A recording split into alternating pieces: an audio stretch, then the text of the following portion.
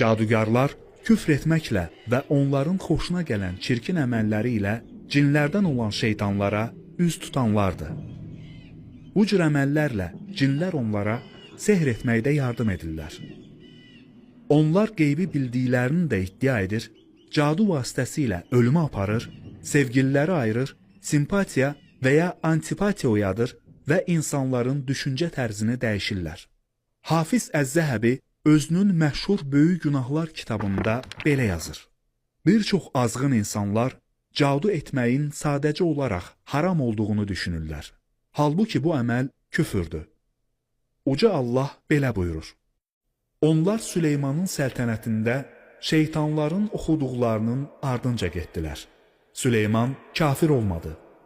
Lakin şeytanlar sehri və Babildə Harut və Marut adlı iki mələyə nazil olanı insanlara öyrədərək kafir oldular.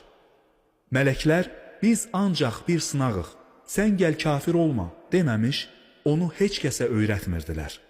Yahudilər ərlə arvadı bir-birindən ayıracaq işləri onlardan öyrənirdilər.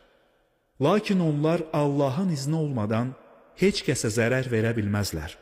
Onlar özlərinə zərər verən, faydası olmayan şeyləri öyrənirdilər.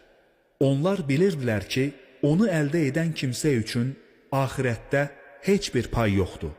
Nəfslərinin əvəzində satın aldıqları şey necə də pisdir.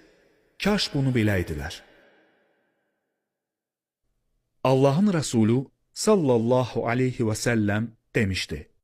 Hər kim astrologiyanı öyrənərsə, sehrin bir hissəsini öyrənmiş olar. Nə qədər çox öyrənərsə, sehr bir o qədər də çox olar. İslam alimlərindən olan Qatada demişdi. Ulduzlar 3 səbəbə görə yaradılmışdı. Səmanı bəzəmək, şeytanları onlarla vurmaq, həmçinin səyahət edənlərə bələdçi olmaq üçün. Ulduzları başqa məqsədlər üçün istifadə edən isə yanılır. Uca Allah buyurmuşdu. De, sığınıram insanların Rəbbinə.